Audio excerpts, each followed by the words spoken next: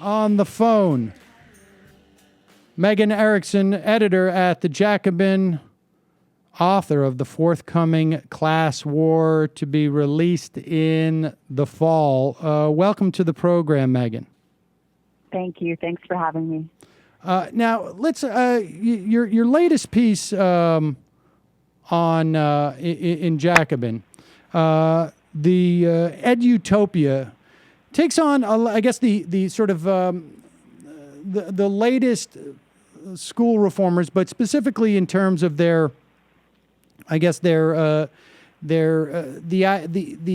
idea of the day, that technology will be the sort of the savior for us.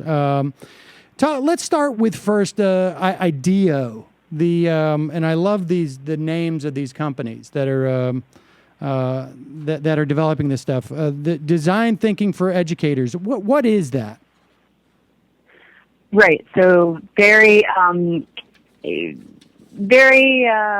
techie sorts of names. Innova is the one that I talk about in the essay.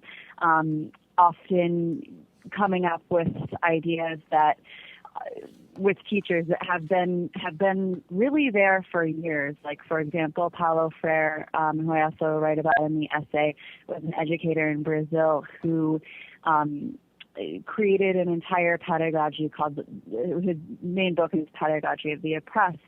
And, it was a student-centered method. A lot of what we see from reformers today claims to be student-centered, but it's actually rooted in ideas that come from really the turn of the 20th century. Like B.F. Skinner, for example, was creating a teaching machine.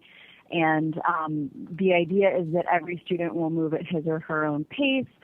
And, they'll only be able to move on to the next question once they've given a right answer. So it sounds very student-centered. And to be sure, the Falcon website that you can access today, Falcon is funded by the Gates Foundation and is part of Bill Gates, who's one of the biggest education reformers in the business right now. It's really the same thing. Not much has changed since those early sort of glorified digitized textbooks. So design thinking, and along with all of the technological adoptions that have gone on in schools currently, are really they're ideological.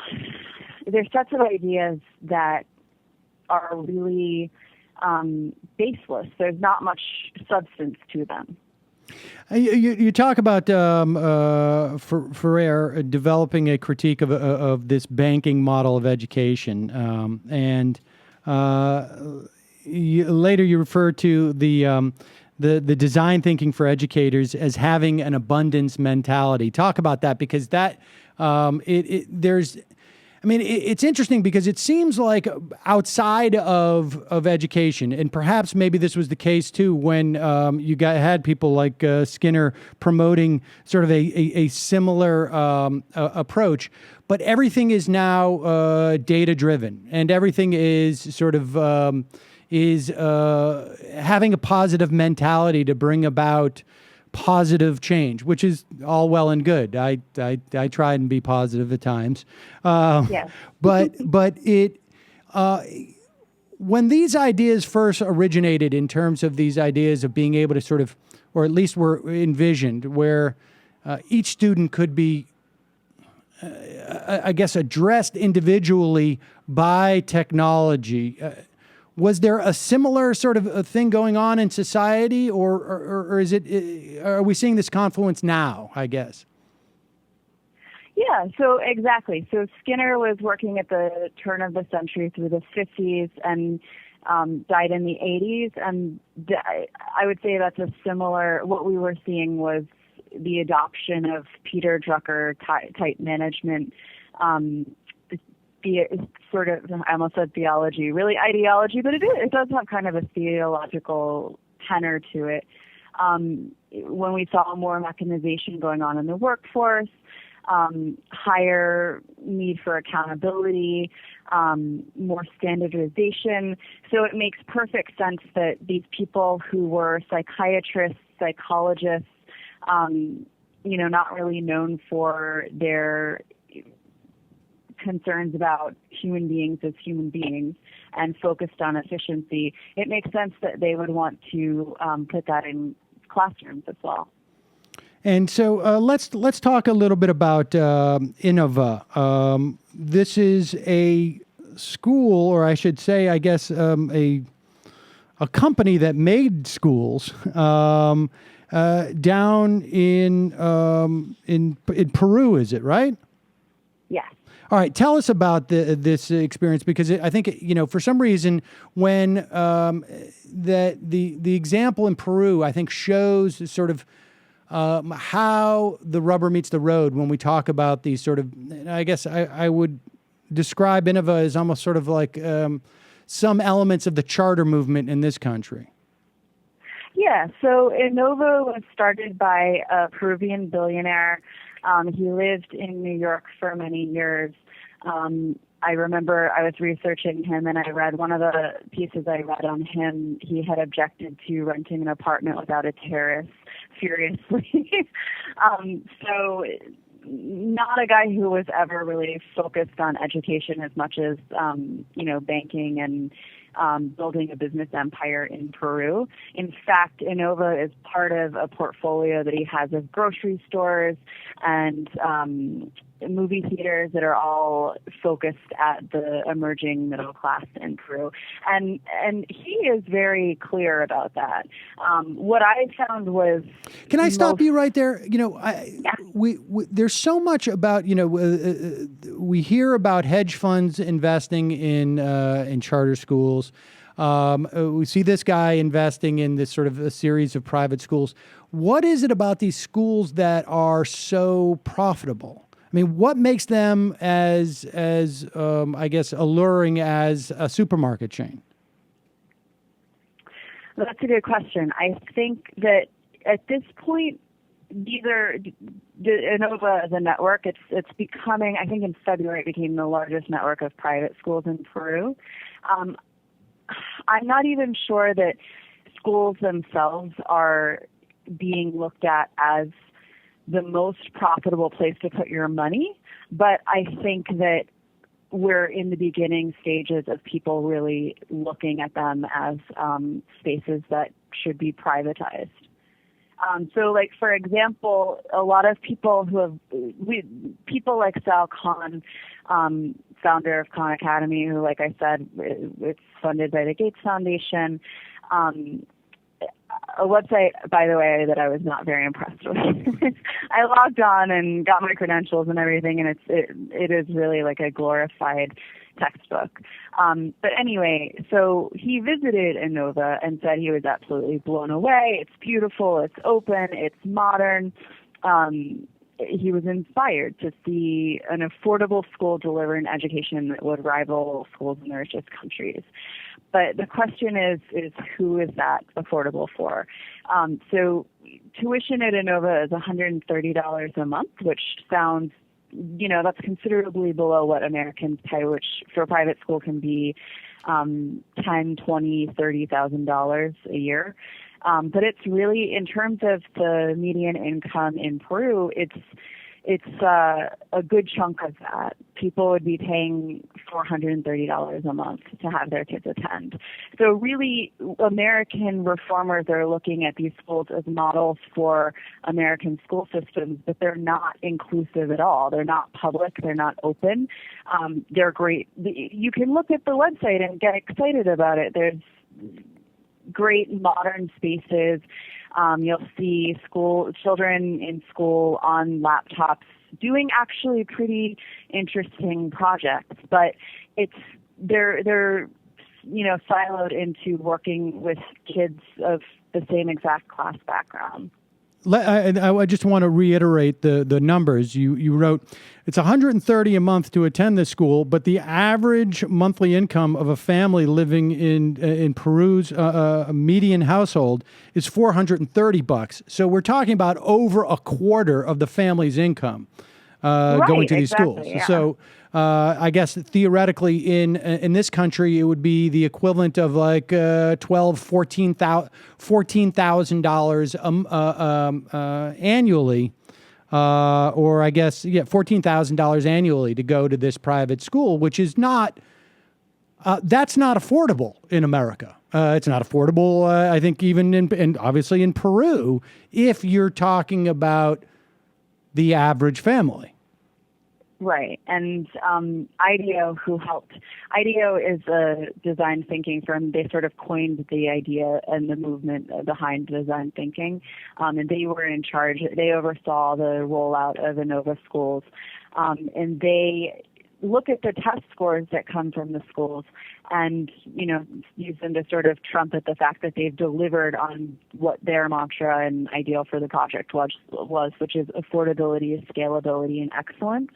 But the fact that the test scores are higher than those of public schools in Peru, it means really little when you think about the fact that one of the most consistent patterns in educational research of the past half century is that socioeconomic status of a child's parents is one of the strongest predictors of his or her academic success. And that's a pretty startling finding. Schools in general account for only 30% of, roughly, that's what folks have found, a general figure of test scores. So that's not exactly a strong finding on the part of IDEO. Just to be clear on that, and I think the numbers for teachers is somewhere around like 7%, right? So in other words, because when you're talking about schools, you're talking about a whole environment with administrators, even the building and what's going on inside the building. The classroom teaching is a much smaller percent of that, 30%. So these are not the biggest factors are basically, again, is another classic case of the biggest factors are basically what's the input. I mean, who these students are and where they come from on day one is going to determine the vast majority of the odds of them succeeding well by any measure, I guess, as they come out of school at the end of whatever it is, 5, 6, 8 years. Right, which is the fundamental problem with arguing for technology and design thinking and problem solving as a substitute for school funding or redistribution of wealth. But isn't the argument, and I want to move forward and take on that argument, but the argument from technologists is that, well, it may be the case now that only 30% of a child's or a student's, I guess, success is a function of the school, and the other 70% may be other issues, their family's wealth, where they live, what they're exposed to, et cetera, et cetera. But if we have technology in the classroom, that number could go up to 50% or 60% instead of 30%. Right, and that's not really what we've found. That's not supported by educational research. Again, the processes in the class. Well, first of all, in terms of Innova, since it's a private network, that's not even their own sort of stated goals. It's just goals that are kind of being put on them by the American education reformers. But in terms of education reform, we're not going to increase the reason why there's so much difficulty in having technology adopted in the classroom in deep ways is that we have a test accountability regime that makes it really hard for teachers to do that. They can't use technology in interesting and meaningful ways that will actually help students when they're constantly teaching to the test. So it's really not surprising that the kinds of programs that are being created by Pearson, for example, we're not really seeing results. Like, for example, the LA Unified School District a couple of years ago started an initiative to offer one-to-one computing for kids, every child in the school district, which is the second largest in the entire country, was supposed to get an iPad loaded with Pearson software. The school district spent $1.3 billion, I think, on the project, but they neglected to do any teacher training. So there was zero professional development around it. English teachers who were in charge of giving the devices to students were given a 40-minute overview of how it worked. So it's not really surprising that it didn't make it to full adoption. And at this point, aren't they looking for their money back? Yeah, I think they just in April, I think, of 2015, they opened a lawsuit and are trying to sue for the money back. Well, when you're talking about $1.3 billion worth of iPads and, I guess, an app, it becomes pretty clear what the motive is and where the money is in this business. And you're only talking about one school district. Granted, it is one of the largest in the country. But talk about the idea of that is also sort of inherent in in an instrument like an app, an iPad that has this Pearson data and this notion of individually prescribed instruction that is sort of embedded in the thinking of this technology. Yeah, so one thing that I was really struck by when I was doing research for this article, which I went on to elaborate and became part of a book chapter for my book that's coming out, I came across a film that was made by B.F. Skinner to promote the teaching machine that he had been working on. And it's utopian in the worst sense. It's really terrifying. So we see kids at desks sitting at machines. You know, the room is totally silent. There's no interaction going on from student to student. So there's really a problem from my perspective and the perspective of a lot of teachers and a lot of research as well, that we're not teaching kids collaborative skills. We're teaching them that, they get the answer right and then they move on to the next question. So sure, in one sense, in a very, very superficial sense, that is student-centered learning, but it's really only student-centered learning. And then it stops at the individual student, and it means that, students aren't collaborating as groups. We all know that knowledge is contentious, right? Like particularly after this century. I mean, this whole vision for what education should do is about it sort of takes for granted that knowledge is something that we can just input into a single computer and it comes out and the student memorizes it and then they move on to the next question. So yes, you may be doing a better job ensuring that every student picks up these, very specific ideas about, what is a fraction, for example. But you're not necessarily involving them in their education in a deeper way. You're not teaching them to talk to each other, to create meaning, to talk to a teacher. So there's really, really not a lot of guidance in terms of social emotional skills. And the problem is that you can teach a kid that I guess 3/4 is the same as 6/8, but they don't necessarily know how to apply this stuff, right? I mean, they haven't learned how to learn as opposed to just sort of absorbing information. Yeah, and more importantly, they haven't learned how to learn critically, how to think critically. They're being taught something pretty insidious underneath all of this, which is that knowledge is coming from a higher source. Maybe that's not the teacher, but that doesn't mean it's student-centered just because it's coming from, your iPad. And so the insidiousness of that is that there are certain gatekeepers, and it creates a hierarchical type of perspective. Is that it? Yeah, it creates a hierarchical understanding of what it means to learn, what it means to be a learner, what it means to be a citizen ultimately, because schools are not operating in a vacuum. They're, they're a child's first introduction to public life, right? So it really shapes how you see your role in society. And so you wrote at one point, conflating the future with unambiguous universal progress puts us all on equal footing. What does that mean when you're talking about like this techno utopian speak? Yeah, so the idea that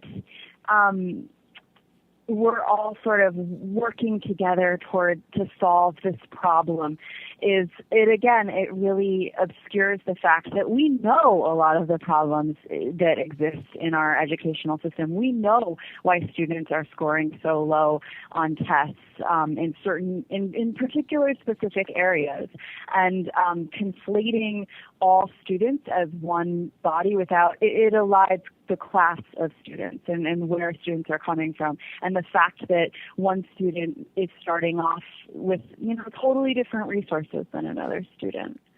Why do you think? I mean, when you contemplate like the Gateses, for instance, I mean, do you think they don't know that? I mean, where do you? I mean, this is the thing that I think is sort of I wrestle with all the time. I mean, surely they must know what the data says, right? Or is it just that it is just so hard to accept that there is some predetermination that is a function of a larger societal problem that they just don't want to accept it? I think it's probably a combination of both. I think I've seen that Gates has had a lot of leeway as a billionaire, as a donor and philanthropist, particularly in New York City public schools, where we tried the whole small school thing, which it was about taking bigger schools and making them smaller, and that was supposed to transform the problems of education overnight without adding any additional resources to the schools, which of course is not how it worked out. And then I believe it was in 2011, he gave a speech saying, yeah, I was really wrong about that. Well, our schools aren't laboratories for billionaires to be experimenting in. So I do think there's a level on which he and the Gates Foundation are earnest about trying to work things out, but they're not accountable to anyone, and so they're not using research that already exists. In fact, they're often openly hostile. I mean, he's repeatedly called for austerity in public education. So on one level, that may be true, but on another, I do think this is a managerial. The fact that we're applying managerial and industrial logic to classrooms is not an accident. They're seeing students as future workers, and that's something that comes up again and again. And Arne Duncan, the U.S. Secretary of Education, in his speeches, in Gates' speeches, over and over, they say, can we find ways to scale the amazing teachers we have? Well, what does that mean? Scale means, cut out other teachers. And the issue is that amazing teachers are not born that way. They're not heroes that are coming in to save the education system. Amazing teachers are created and they're trained. And at one point you quote Arne Duncan, asking Arne Duncan being the Secretary of Education who came out of the Chicago school system, asking a room full of Silicon Valley entrepreneurs and investors, can we find ways to scale the amazing teachers we do have? Explain to us what he means by scale in that instance. Okay, so to scale in business lingo means to retain quality with an increased workload. So modifying teachers to scale is really just about efficiency. It's about possibly replacing them with robots or computers who do better, possibly not. That just the idea that you would talk about scaling individual teachers is just a bizarre thing. Like it's almost as if like you're saying, can we take some of their DNA and clone them in some way, or can we put them in a room and broadcast them out to schools across the country, right? I mean, that's what they're talking about, it seems to me. Can we have like a virtual classroom where we have our great teachers actually teaching, instead of 20 kids or 30 kids, they could be teaching 300 kids at a time? Right, yeah. And another thing that is a consistent finding of education research is that small class sizes are hugely important. And actually, they're hugely important to parents as well. So, teachers, educational researchers, it's something that becomes intuitive to you the longer that you've taught or the longer that you've observed classes.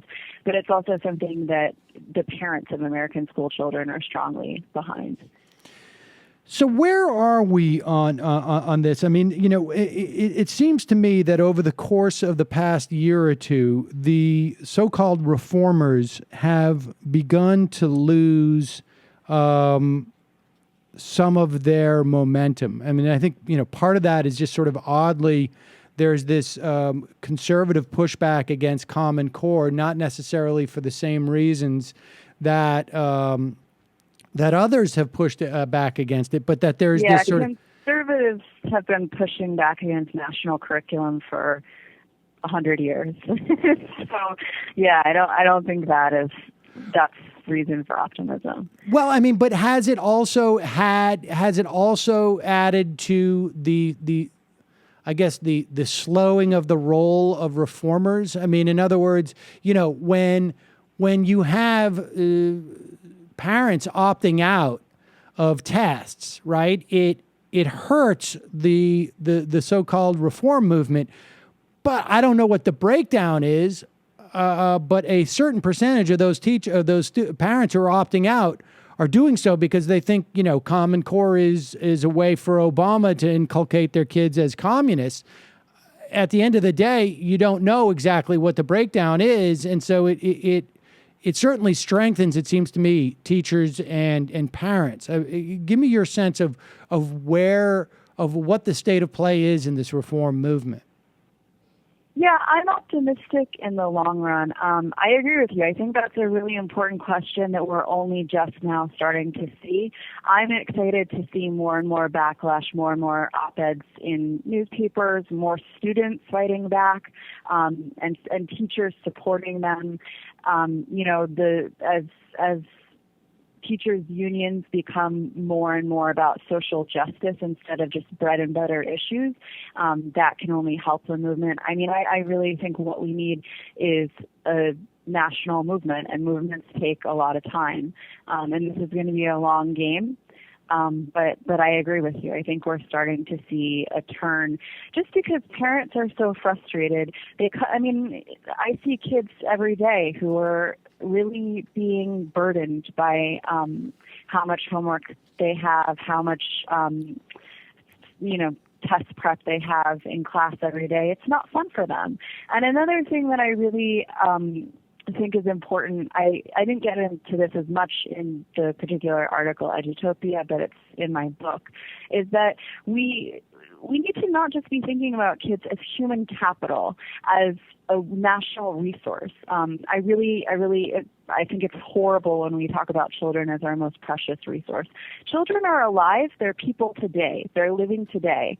And I think another thing that teachers and parents really care about is how their quality of life in the day-to-day, because that's important too. We're not just it's not right to just put the burden of our economic power on the shoulders of children as future workers. Great place to end it, and we will looking forward to the publication of your book, Class War, in the fall. Megan Erickson, editor of Jacobin, and the piece is Edutopia. We will link to it at majority.fm. Thanks so much for your time today.